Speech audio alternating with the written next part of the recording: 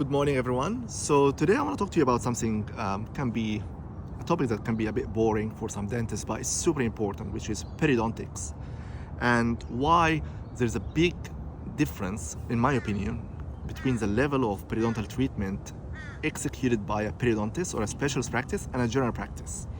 So first, for credibility, my name is Khaled. I have been a dentist for 20 years. I own my own dental practice, Lakeside Dental Spa in Hervey Bay in Queensland, and you can check my details below. And I took it from 1 chair to 10 chairs over the course of 14 years. We were like a team of 3 staff members, and now we're close to 40 staff members. So although I'm a general dentist and we perform periodontics in our practice, but I will be very honest with you, and I want to discuss with you openly why I think there is a level of difference between periodontists and general dentists. And of course, this video is not against any general dentist or not against any periodontist. I think it's very important you have a periodontist in your area that you can work close with, because there are cases that require a specialist care. But I'm talking about basic periodontal treatment. I'm talking about 4 or 5 mils, 5 mils of pockets, pleating and probing. I'm not talking about the crazy 8-9 mils of pockets and resistant perio and perio that's related to probably a lot of advanced problems that can be hard to diagnose for us as general dentists. But why for basic perio a lot of general dentists struggle to get their patients to a level where their periodontal conditions can be stable? And from my own experience with myself, my associates, other dentists, other cases that I see for second opinions from other practices, probably I gathered five reasons why there's a discrepancy between nice beautiful birds between general and periodontal practice or special practice. Number one, I don't think general dentists raise enough concern about the existing condition. They just simply say, you got problems with your gums, we need to do something called a deep clean. A deep clean, when you say a deep clean, you downplay the extent of the periodontal disease and the periodontal treatment. The patient thinks, okay, I clean my house every week, every 3 months or every 6 months, I do like a deep clean.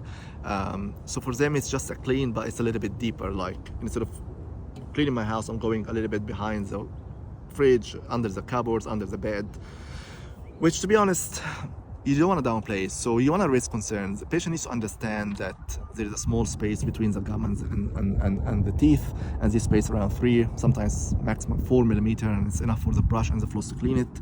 But unfortunately, in your case, those spaces are now a lot deeper.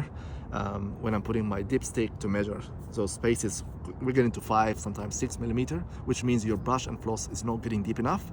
There's some bacteria growing under this area now, and this bacteria is simply just eating away the gum and the bone around your teeth.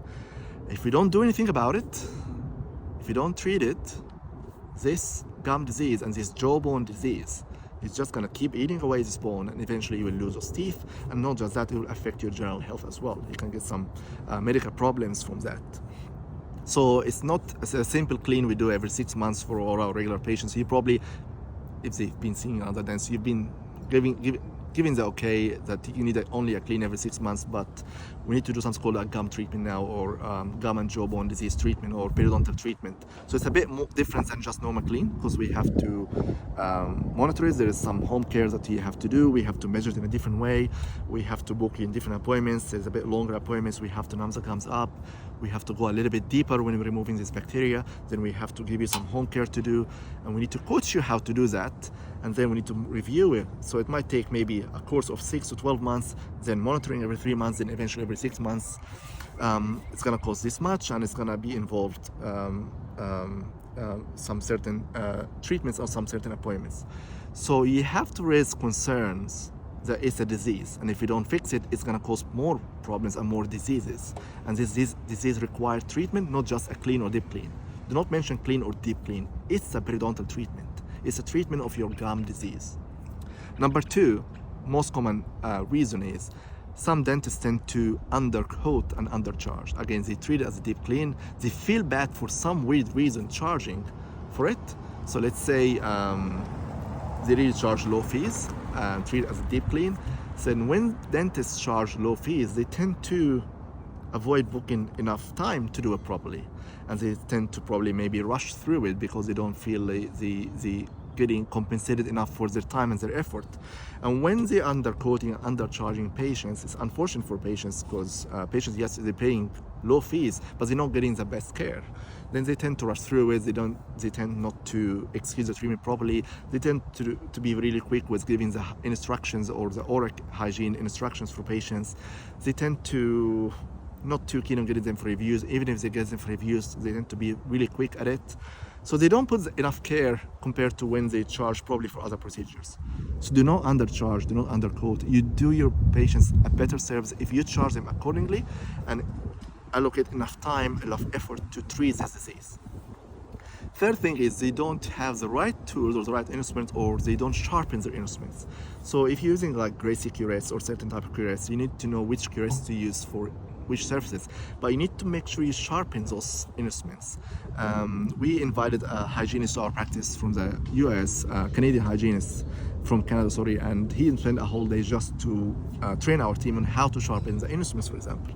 If your instruments are blunt, number one, you're not removing the subgingival calculus properly, you're just blunting it instead of removing it, and when you blunt it or burnish it, you make it even harder for the next clinician to remove.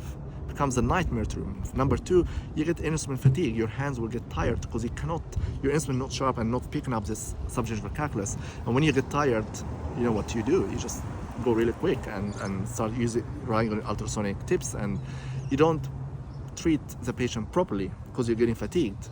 So you rush through the appointments. So make sure you have the right tools. Make sure you sharpen your tools. So we talked about not raising enough concerns, undercharging or underquoting, not using the right instrument or the right tools, not allocating enough time because you're not charging properly. Now, you need to be your patient's coach, and that's where specialist practice is much better than general practice, where they become the personal trainer or the personal coach of the patient. So they spend a lot of time showing them how to brush those areas now. You got some recession, you got some black triangles, you got some receding gums. The floss is not gonna be enough. They use the right interdental brushes for them, they show them how to use them, and they put the responsibility on the patient. Yes, we did the treatment here in the practice, but now probably 80% of the work has to be done by you at home. And if you don't do this work at home by brushing those gums and cleaning this plaque of the gums, whatever treatment we did is not going to work anymore. Think of it as someone who's, let's say, allergic to latex. Someone with no latex allergy might put latex and have no problems. Someone with a mild latex allergy might have to put the gloves for 10 hours to get some reaction. Someone with severe latex allergy might put the gloves and 5 seconds to get reaction. So think of your gum disease that you're allergic to plaque. Plaque is the bacteria that forms in the mouth after you eat. Someone with less allergy to plaque or less sensitivity to plaque, they might develop the gum disease if they don't brush their teeth every 3 or 4 days, or they really slack on brushing. Someone like you might have to get rid of plaque really immediately. So you need to go and brush your teeth and get this plaque off.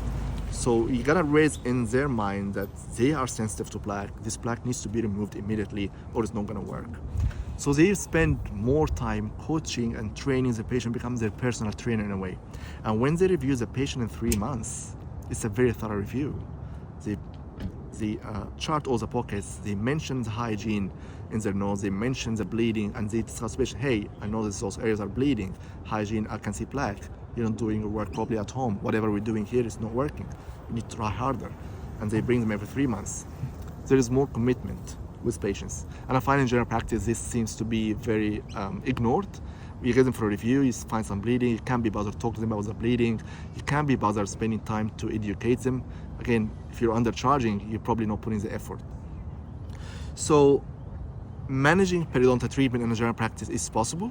You just need to look at what specialists are doing and try to copy and imitate what they're doing and be sincere about it. And those common problems that I discussed with you, if you fix them, I think you will find more joy offering better services for your patients, because there is nothing more sad than offering a service that you don't feel like doing, or you do it in a really rushed way.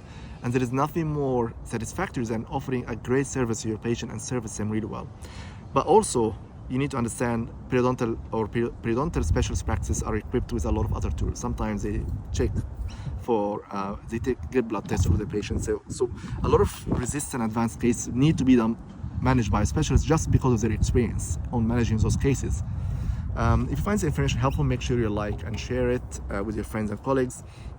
If you'd like to hear more about my videos, subscribe to my channel. I will notify you when I release more videos, so turn notification on. Thank you so much for listening. It means a lot to me.